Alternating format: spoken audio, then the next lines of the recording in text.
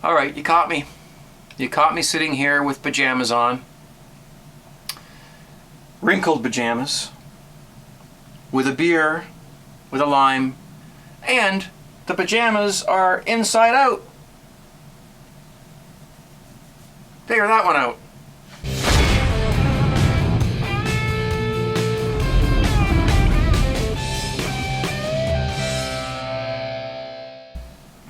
How you guys doing?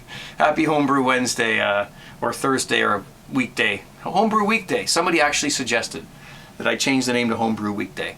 Let me know what you think about that. It'd be easier for me. I wouldn't have to keep apologizing for when they're late, like it is today. Yes, I am wearing a loungewear, I guess as they're called, and it's wrinkly, and because I pulled it out of my dresser drawer. I haven't worn this in like 6 months. But I had to wear it because I've come down with a bout of eczema or eczema, however you pronounce that one, and it's a skin rash, I guess you call it, or a skin condition or whatever. People get it. It's just a rash. It's an allergic reaction to stuff. Who knows? Food, detergents, and when you get it, it's itchy. And I got it on my back, so I can't wear anything like rough or anything, because it just agitates it. And of course these seams here, can you see how, those would drive me insane if I wore this. So I had to turn it inside out. And that explains the whole, oh, and the beer with the lime in it, well, that's my Cooper's Canadian Blonde beer with some lime. It's not very clear. I just kegged it, so it's going to take a little bit to clear out. Yeah, I could probably leave it another week in the fermenter and let it clear out nicely and then keg it. That would be ideal, but I had no pipeline, guys. No pipeline. So we're drinking, I guess you would call it green beer, but it's such a mild tasting beer. It doesn't really have to age. It doesn't matter. And the lime really brings it up. So let's give this a whirl. Cheers.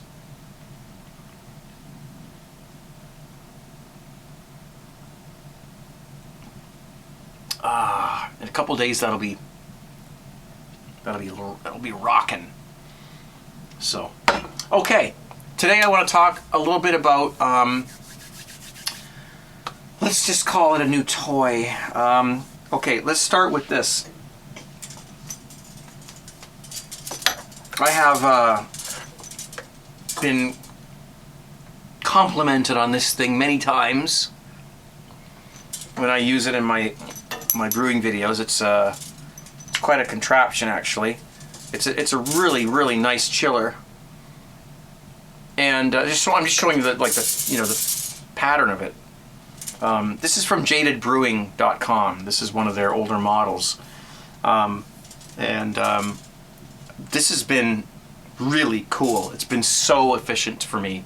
Works great on a kitchen tap, and it just like 7 minutes, 6 minutes, 5 minutes, whatever, depending on how much wort you've got, you're done. Now, I know we've talked before about no chill brewing and all that stuff, and I'm not going to go back into that. I know people do it and it's fine. If you've got containers and you want to do it that way, basically you just you boil your wort and then you pour it into something that's able to handle boiling fluids, and then you seal it off and you leave it overnight. And the next day you take the lid off and you pitch your yeast, or you put it in a fermenter, pitch your yeast. And that's called no chill brewing, and it's a great way to do it, especially if you don't have one of these, or if you pay a lot of money for water and you don't want to run water through this for 5 to 7 minutes, because you're gonna although I don't know how expensive water could be if you couldn't do that, but anyways, I guess for some people it's a lot more than it is for me. It probably cost me 5 cents to wort chill a beer with this, but this has been really cool. I'm going to put this down for a second, and I want to show you my new toy. Oh yeah, look at that. This is called the Mantis. This is what they call it at Jaded Brewing. I really like their wort chillers.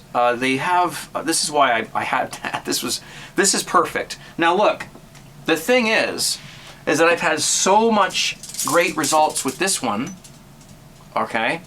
But the nice thing is that this one here has the exact same length and width of tubing in it. And look how small it is.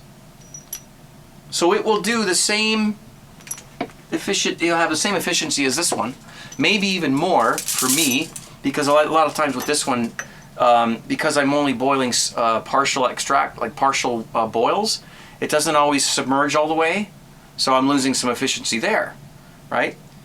And so that's why this one would be ideal for somebody like myself who brews on the stove in smaller batches or with smaller pots and you're topping up with water. There's a real science that goes into these things. I mean, these guys, I'm quite amazed actually. They've done quite the job in researching and experimenting with different lengths of tubing and thicknesses, and basically they've hit the sweet spot with these things. And they know, see, because when you're chilling wort with one of these things, it's a heat transfer device is what it is. Okay, so you're running cold water through it, and the cold water is picking up the heat from the wort, and then it's taking it out, and the hot water that comes out the other end is going down the drain. So you're basically exchanging heat. It's like an air conditioner. I mean, it's exactly the same. This would be like the front coils in your air conditioner unit, in your window air conditioner. This is the front part where you get the cold air coming out, because this is cold, you see? And there's Freon inside of these things, it's inside of an air conditioner, and they're blowing air through the Freon, and it turns the air cold. And then the Freon flows out, goes through the compressor, and then out the back of the air conditioner, where all the hot air comes out, because that's all the heat that came from your house, right? I think you got me there? Okay. So this is kind of the same thing. This is taking the heat out of your wort. Instead of out of the air, like an air conditioner would, it's taking the heat out of the wort and with water transferring it down the drain. It's quite ingenious, actually. And there's an exact science to these things. It's quite amazing. The length of tubing, how long the water stays in the unit while it's in contact with the wort. You know, if it's only in there for a short period of time, then it's not going to pick up much heat from the wort, right? So, and if it's in there too long, then it's going to pick up all it can, and it's not going to be able to pick up any more. It's just going to be circulating around, you know, waste of time and water. So there's a balance between how long, you know, the length of tubing and how long the water stays in and leaves. So there's also the speed at which the water goes through the unit. You don't want it to go through too fast, because then it won't have time to pick up enough heat from the wort, right? So then, you know, you don't want it to go too slow, because it's just going to, again, a waste of time, right? So then there's the thickness of the tubing, which kind of dictates, you know, how fast the water can flow through these things. So there's all these vector, you know, calculations that have to take place to get the optimum performance from one of these wort chillers. And these guys are engineers, so I think they've figured it out. Beautiful device. It's all soldered and everything, and it's all solid. Nothing's gonna come apart. I mean, beautiful. And you've got spaces between. You want space between the pipes because you need the circulation, you know. And the thing I love about it is that it's low profile. So if I'm doing a smaller batch or a small boil, it'll still be submerged completely, and it will do its 100% job. Because it won't be sticking out. But it's exactly the same length of tubing than this one. Just they tightened it up and made it smaller. I'm pretty good. It's like one wort chiller inside another. I just can't get over that. In the upcoming brewing videos that I've got coming up for you guys, 2 of them at least, we're gonna give this a whirl, okay? We'll see how she performs. I mean, we've come a long way from wrapping some copper tubing around a keg to make a wort chiller, you know. These things are state of the art. They're awesome. Jadedbrewing.com. If you want to go and just take a look at this particular model, I'll put a link down below for that, and I'll just put a link to their general website too. So if you want to look at their products, they've got some great chilling options. Or they really do. I'm very impressed. Okay, so there you go. Cheers. 17.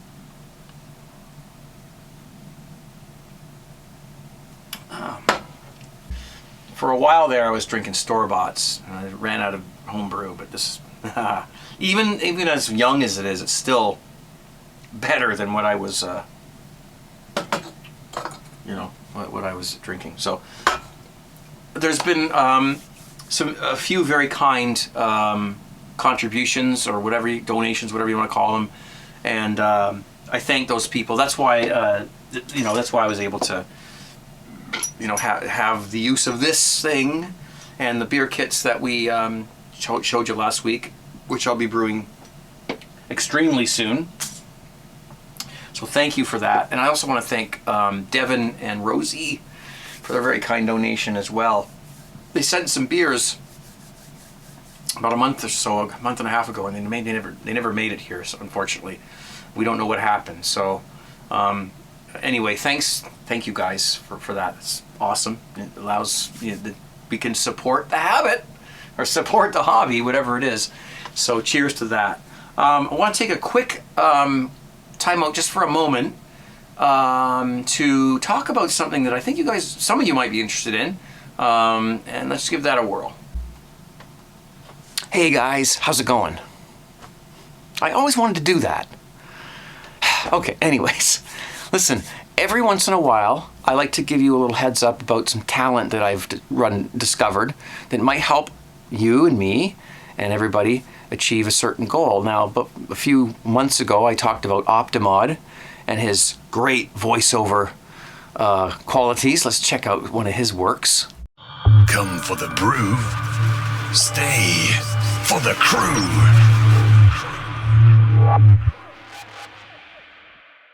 Well, it's a friend of mine who lives in Australia who does artwork. He does drawings, caricatures, banners, labels, things like that. I'll play a little bit of his video right here, just a few seconds of it. This video is brewing related, but basically it's another side of my brewing. It's another side of the hobby that I love, and I wanted to make, I guess, this aspect of my hobby official. And I want to put it out there and I want to promote it, okay? As some of you guys may be aware, I have done work for people, be it avatars, logos, labels for beers, things like that. I've also done YouTube banners. I've also helped design, I guess artistically, the look and feel of their YouTube homepage. And so that included a trailer and stuff. I've done intros for other brew tubers, which you may be aware of, and you'll see a lot of these showing in the background, giving you guys examples.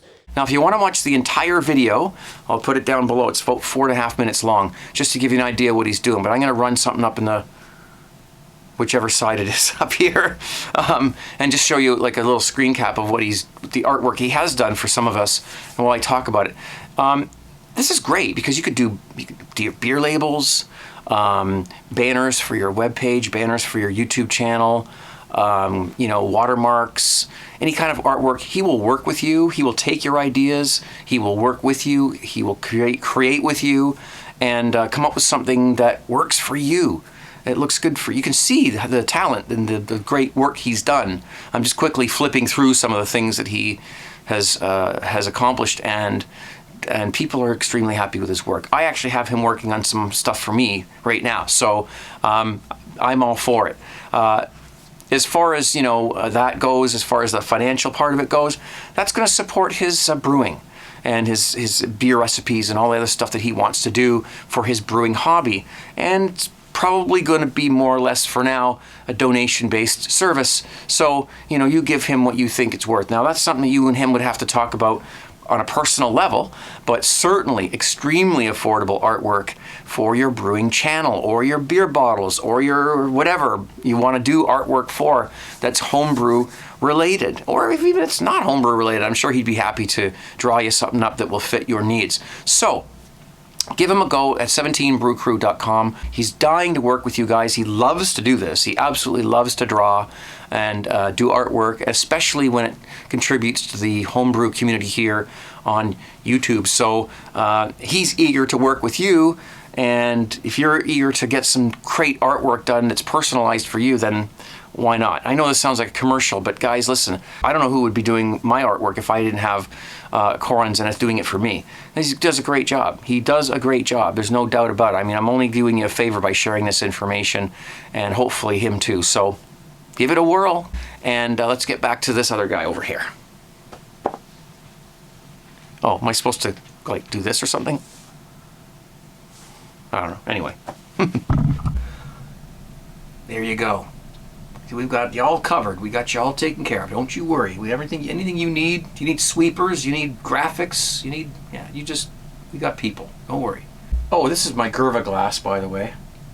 That's what I call it, because the fellow who sent it to me, his name's Gerva.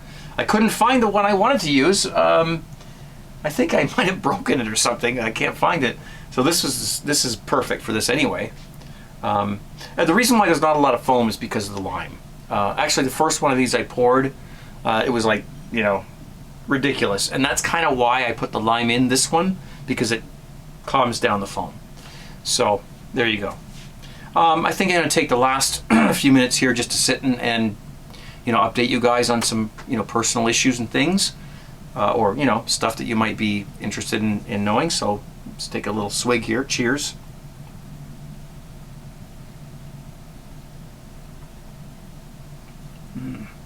That's going to be really good once it matures out a little bit. I know it. As far as the eczema goes, or the eczema, there's two different pronunciations. It's pretty common. I mean, about like one out of every 10 people get it, and it's just a pain in the neck. There's treatment for it, and I'm undergoing that treatment, so it's, you know, I'm not in agony or anything like that, but it's a pain. You have to, you know, change your shirts. You got to wear creams. You got to do, you know, it's a pain. And then you wake up in the middle of the night and you're just like, you know, you've got to get up and take a shower. You know, put cream on again, and it's just that way. You know, you're tired.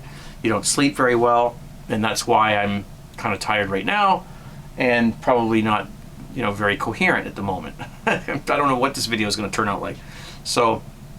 But it happens, and there's nothing you can do about it. It's one of those things that goes on. Other things, there isn't anything really. What 2 brews coming up? What else do we have going on here?